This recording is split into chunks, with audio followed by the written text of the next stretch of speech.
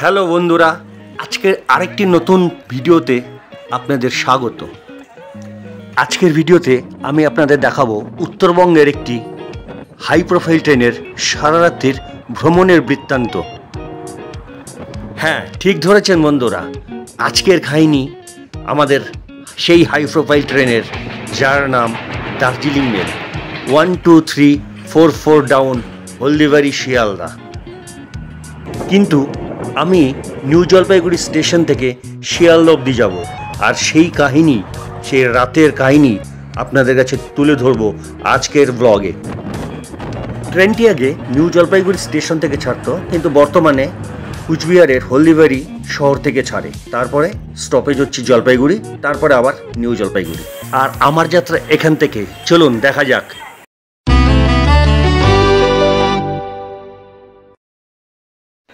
New জলপাইগুড়িতে আসে 7টা 35 মিনিটে এবং ছেড়ে যায় 7টা 45 মিনিটে। দেখুন, আমি যখন বাইরে থেকে সিঁড়ি দিয়ে উঠছি 7টা 42 বাজে, আমার হাতে মাত্র 3 মিনিট টাইম আছে। আমি হন্তদন্ত হয়ে ছুটলাম, স্টেশনে পৌঁছে গেলাম, তখন দেখছি ট্রেন ছেড়ে দিয়েছে। আমি ওই চলন্ত ট্রেনেই, খুব স্লো যাচ্ছিল, উঠে গেলাম। এই হচ্ছে আমার কোচ S6 55 নম্বর সিট।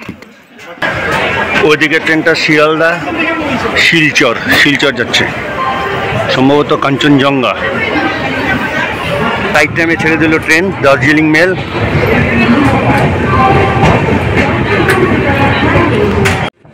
ট্রেন তার গতি বাড়িয়ে স্টেশন থেকে বেরিয়ে যাচ্ছে। গেল দার্জিলিং মেল। আমাদের দুজনের RAC, আমরা 55-এ বসে যাবো। এই যে ভাইটি সামনে আছে।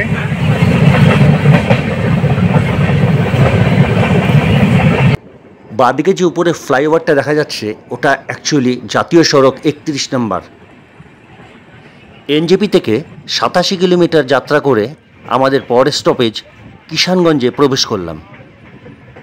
কিষানগঞ্জ বিহারের একটি জেলা সদর এবং কলকাতা যাওয়ার রুটে প্রথম ভিন রাজ্যে প্রবেশ। 8টা 50-এ ঢোকার কথা, 8টা 47-এ ঢুকে গেল, 3 মিনিট বিফোর টাইমে। 8টা 52-তে এখান থেকে ছেড়ে যাবে, 2 মিনিট হল্ট আছে। প্রথম স্টেশন NJPর পরে কিষানগঞ্জ। ঠিক 8টা 52-তে কিষানগঞ্জ ছেড়ে বেরিয়ে যাচ্ছে দার্জিলিং মেল। তারপরের অবস্থা দেখুন, খাবার খেয়ে খাবারের টুকরো বেসিনে ফেললে যা হয়, ডান্সিং ওয়াটার বানায় ফেলাইছে। হ্যাঁ, এবার আমার খিদে পাচ্ছে। আমি নিয়ে নিলাম রুটি আর সবজি। এটা 30 টাকা না? খাওয়া দাওয়া কমপ্লিট, এবার আবার ভিডিওতে বন্দি।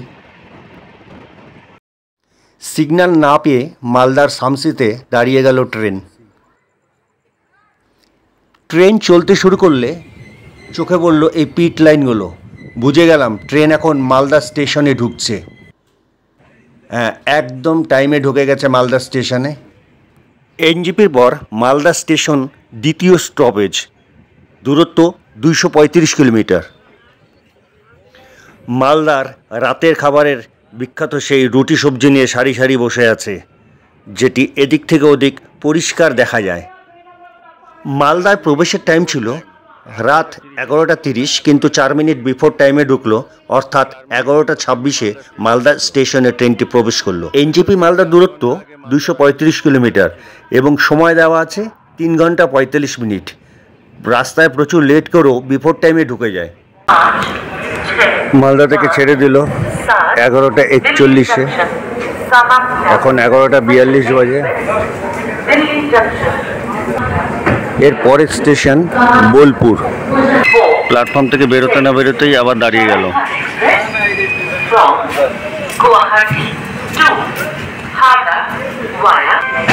না, স্লো হয়েছিল, দাঁড়ায়নি। ভাবছিলাম দাঁড়াবে, কিন্তু বেরিয়ে যাচ্ছে। মালদার প্ল্যাটফর্ম ছাড়িয়ে গেল। দিল্লি থেকে আগত ব্রহ্মপুত্র মেল এখন মালদায় প্রবেশ করছে এবং যাবে কামাখ্যা অবধি। রাত 12টা 5 বাজে হয়তো। ট্রেন প্রবেশ করলো ফারাক্কা ব্যারেজে।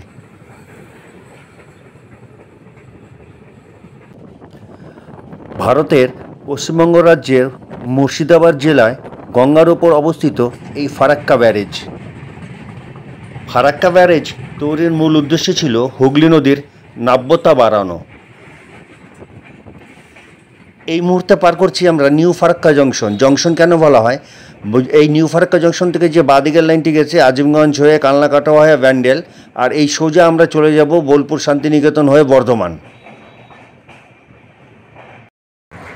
পার করছি ফারাক্কা ফিডার ক্যানেল, যে ক্যানেলের জলই হুগলি নদীতে নাব্যতা বাড়ায়। ওই দূরে দেখা যাচ্ছে ফারাক্কার সুপার থার্মাল পাওয়ার প্ল্যান্ট, যেটি এনটিপিসির অধীনে। এখানে কয়লা পুড়িয়ে তাপবিদ্যুৎ তৈরি হয়। আমরা এখন পার করছি রামপুরহাট জংশন। যদিও এখানে এই ট্রেনের স্টপেজ নেই, আর রামপুরহাট জংশনের একটা বৈশিষ্ট্য হলো আপনারা তারাপীঠ যেতে গেলে এই রামপুরহাট স্টেশনে নামতে হবে। এখান থেকে 9 কিলোমিটার তারাপীঠ, এবং এটা জংশন এই কারণে বলা হয় এখান থেকে একটা লাইন ভাগ হয়ে দুমকার দিকে চলে যায়। রাত 2:33 বাজে আমরা বোলপুর থেকে বেরিয়ে যাচ্ছি। বোলপুরে যখন ট্রেন ঢুকে তখন আর তার ভিডিও করতে পারিনি। 420 কিলোমিটার এনজেপি থেকে পাড়ি দিয়ে বোলপুর হচ্ছে তৃতীয় স্টপেজ, এবং যদি আপনারা শান্তিনিকেতন ঘুরতে আসেন অবশ্যই আপনাদেরকে বোলপুরেই নামতে হবে। ট্রেন এখন 36 মিনিট লেটে চলছে। বুঝতে পারছি না ট্রেন এখন কোন স্টেশনে প্রবেশ করছে, তবে মনে হচ্ছে এটা বর্ধমান জংশনে প্রবেশ করছে।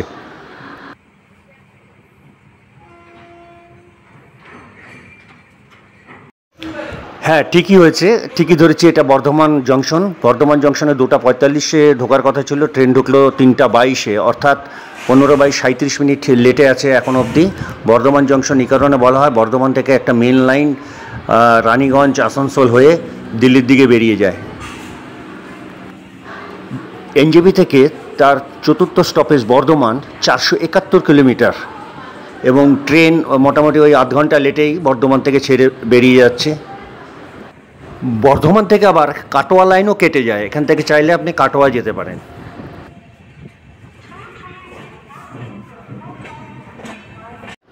আর 102 কিলোমিটার গেলেই আমাদের শেষ গন্তব্য শিয়ালদা স্টেশন। শিয়ালদা স্টেশনে পৌঁছানোর টাইম ভোর 5:35 মিনিটে। অন্ধকারের বুক চিরে আমাদের ট্রেন চলে যাচ্ছে কত অজানা স্টেশন পার করে, চোখ আর ধরে রাখতে পারছি না। আর ওই যে দূরে দেখা যাচ্ছে জিটি রোড, যেটিও কলকাতার দিকেই যাচ্ছে বাই রোড।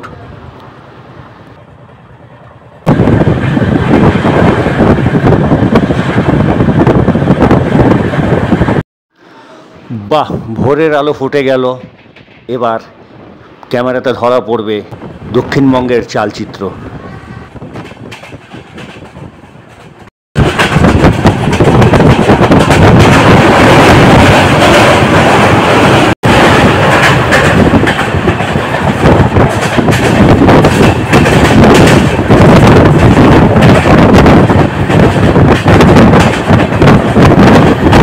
প্রবেশ করছি বালি ব্রিজ বা বিবেকানন্দ সেতু। এই ব্রিজটি ডবল লাইনের ব্রিজ। উত্তরবঙ্গ থেকে আপনি যদি বর্ধমান হয়ে শিয়ালদা স্টেশনে ঢোকেন তাহলে আপনাকে অবশ্যই এই বিবেকানন্দ সেতু পার করতে হবে। এটা রেল সেতু একদিকে, আবার এখান থেকে গাড়িও চলাচল করে, কিন্তু বর্তমানে গাড়ি চলাচল করে না, কারণ ডান দিকে আরেকটি নতুন সেতু, ব্র্যান্ড নিউ সেতু তৈরি হয়েছে। ওই যে দেখা যাচ্ছে কেবল ব্রিজ।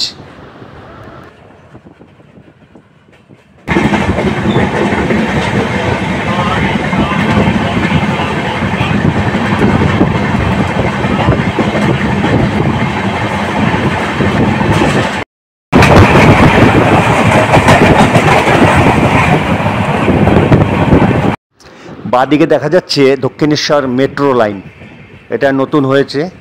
আপনি এখন চাইলে মেট্রো করে দক্ষিণেশ্বর আসতে পারেন। নিচ দিয়ে যে লাইনগুলো দেখা যাচ্ছে এই লাইনটি হচ্ছে শিয়ালদা, নৈহাটি বা রানাঘাট, কৃষ্ণনগর যাই বলুন।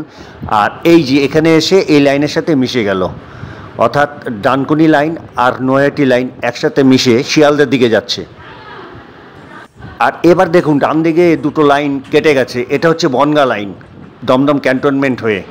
আর সব লাইনগুলো এসে মিশছে দমদম জংশন স্টেশনে। এই হচ্ছে দমদম জংশন স্টেশন। এটা খুব বড় একটা জংশন বলা যায়। এখান থেকে বিভিন্ন দিকে লাইন কেটে গেছে, Dankuni line, Naihati line, Bangaon line, তারপরে এখান থেকে সার্কুলার ট্রেনের লাইন কলকাতা চিতপুর হয়ে কেটে গেছে। দমদম থেকে আপনি মেট্রো স্টেশন পাবেন। এবং শিয়ালদার পরে খুবই ব্যস্ততম একটা রেল স্টেশন এই দমদম জংশন।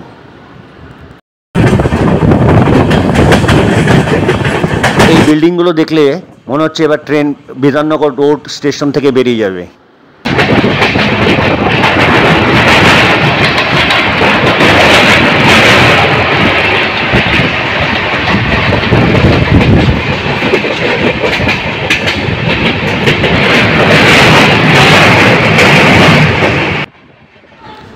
পার করছি বিধাননগর রোড স্টেশন। এটি শেষ স্টেশন শিয়ালদা প্রবেশের মুখে, যদিও এখানে স্টপেজ নেই।